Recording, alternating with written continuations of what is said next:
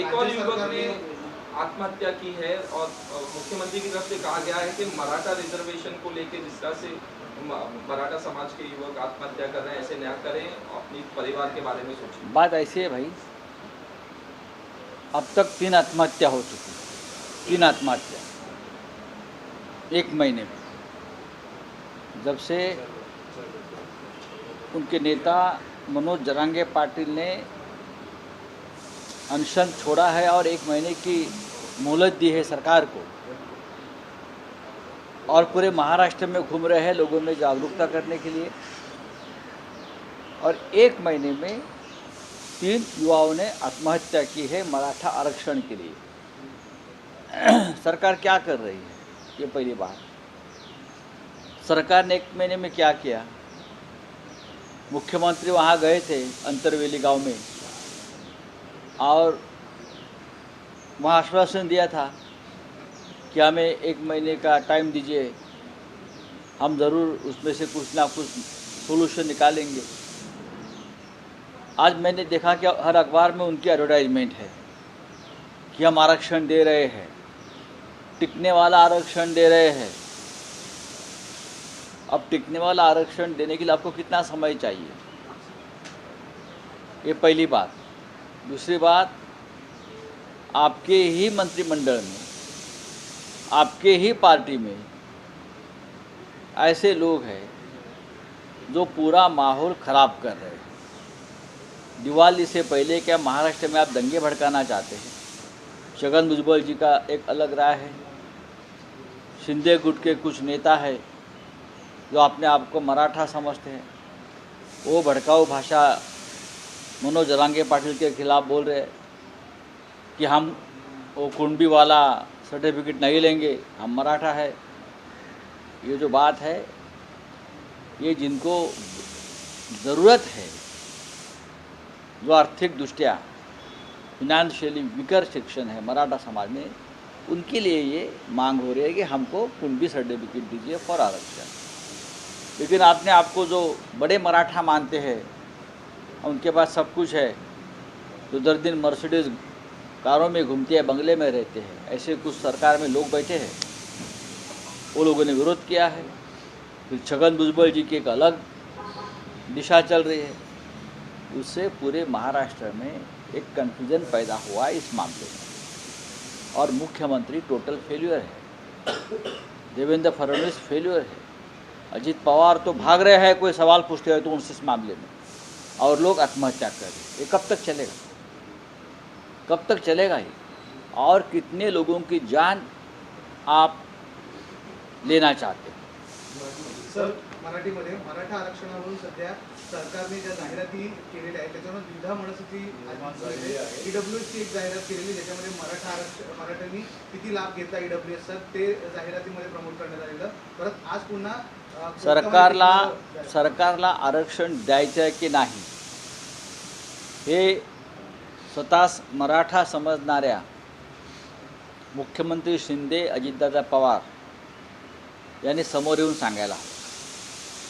आज 3री आत्महत्या झालेली या आरक्षणासाठी। मनोज जरांगे पाटील यांनी सरकारला 1 महिन्याची मुदत दिली होती, ती मला वाटतं परवा संपते आहे। या 1 महिन्यात सरकारनं काही निर्णय घ्यावेत, काही प्रक्रिया कराव्यात आणि आम्हाला आरक्षण द्यावं।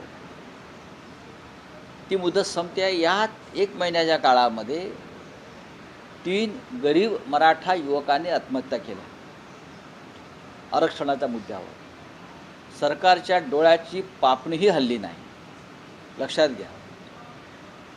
मग सरकार कशा करता बसलं? मराठा आहात ना तुम्ही बसलेले मुख्यमंत्री, मराठा म्हणून तुम्हाला तिथे बसवलं आहे ना बीजेपीने, मराठ्यांचा चेहरा म्हणून, हां, मराठा मतांसाठी। मग आपण काय करता? ही 3री आत्महत्या आहे आणि मला भीती वाटते हे जर लोण पसरत गेलं तर आणखी लोक आपल्या जीवाचं काही बरं वाईट करून घेतील। आणि सरकार काय करत आहे तर जाहिरातबाजीवरती कोट्यावधी रुपये खर्च करते। आज मी काय जाहिराती पाहिजे, आम्ही टिकाऊ आरक्षण देऊ, आम्ही हे देऊ, आम्ही हे दिलं आहे, कोणाला कसा लाभ झाला आहे, यासाठी तुम्हाला बसवलेलं नाही आहे जाहिरात। तुमच्या जाहिराती कोणी वाचत नाही आहे, ही तुमची पब्लिसिटी आहे। नरेंद्र मोदी, देवेंद्र फडणवीस, मुख्यमंत्री शिंदे ही तुमची फोटोबाजी तुमच्याकडे ठेवा आणि हा मुद्दा वेगळा आहे. परत तुमच्या सरकारमधले काही लोक आहेत ते वेगळ्याच दिशेने भूमिका घेऊन चालले आहेत. त्याच्यामुळे या राज्यामध्ये दिवाळीच्या आधी वातावरण बिघडू शकतं. छगन भुजबळ हुलकावण्या देत आहेत, लोकांना भडकवत आहेत. शिंदे गटातले काही स्वतःला मराठा समजणारे 96 कोळी असे नेते आहेत, ते लोकांना भडकवत आहेत. आम्ही कुणबी नाही, आम्हाला कुणबी सर्टिफिकेट नको. काँग्रेस पक्षातले काही मराठा नेते आहेत, दिल्लीत केंद्रात मंत्री आहेत, त्यांची एक वेगळी भाषा आहे. मराठा समाजामध्ये या आंदोलनामध्ये ही फूट पाडण्यासाठी सधन मराठ्यांनी ही रणनीती आखली आहे का? हा लढा गरीब मराठ्यांचा आहे, ज्यांच्याकडे शेती नाही आहे, ज्यांची शेती 2 एकराच्या खाली आहे, ज्यांच्याकडे नोकरी नाही आहे, ही नोकरीसाठी संघर्ष करत आहेत. अशा साधारण गरीब आर्थिकदृष्ट्या दुर्बल मराठा समाजासाठी हा लढा मनोज जरांगे पाटील लढत आहेत आणि त्यांना ही अडवण्याचा प्रयत्न सुरू आहे. दुर्दैव आहे. याच्यामध्ये मराठा तरुणांना वैफल्य येत आहे, निराशा येते आणि ते आत्महत्या करत आहेत. याला जबाबदार हे सरकार आहे. जर 4थी आत्महत्या झाली, आज 3 झाल्या, तर मराठा समाजाच्या नेत्यांनी आणि संघटनांनी एकनाथ शिंदे आणि त्यांच्या सरकारवर सदोष मनुष्यवधाचा FIR दाखल केला पाहिजे. मुख्यमंत्री म्हणतात एकनाथ शिंदे दिलेला शब्द पाळतो आणि टिकणार असं आरक्षण. ते दिलेले शब्द जे पाळतात ते भाजपला दिलेला शब्द पाळतात, फूट पाडण्यासंदर्भात, किंवा बिल्डरांना दिलेले शब्द पाळतात. समाजाला दिलेले शब्द ते पाळत नाहीत. त्यांच्या हातात काही नाही. नरेंद्र मोदींबरोबर त्यांचा फोटो आज आहे मराठा आरक्षणासंदर्भात. मोदींना जाऊन भेटा ना, सांगा मोदींना कायद्यात दुरुस्ती करा, सांगा. लाडके आहेत ना, जा दिल्लीमध्ये बसा, तुम्ही त्यांच्या दारात बसा. मनोज जरांगे पाटलांना घेऊन जा मोदींकडे तुम्ही.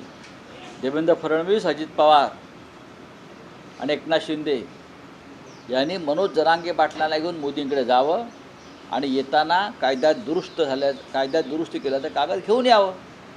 किती बळी घेणार आहात तुम्ही मराठा समाजाच्या तरुणांचे? महाराष्ट्राचे नागरिक आहेत, तरुण मुलं ही महाराष्ट्राचे नागरिक आहेत, ही मराठी मुलं आहेत, जात नंतर. पण ही मुलं मरतायत हे आम्हाला पाहवत नाही. चलिए. और मध्य प्रदेश के मुख्यमंत्री हैं शिवराज चौहान ने, उन्होंने कहा है कि जिस तरह से शिवसेना के 2 पार्ट हो गए महाराष्ट्र में, उसी तरह से मध्य प्रदेश में कांग्रेस के भी 2 पार्ट हो गए हैं और ये जो अलायंस है, इंडिया अलायंस, इसका भी कुछ नहीं. देखिए, शिवराज मामा चौहान है, वो मामा है.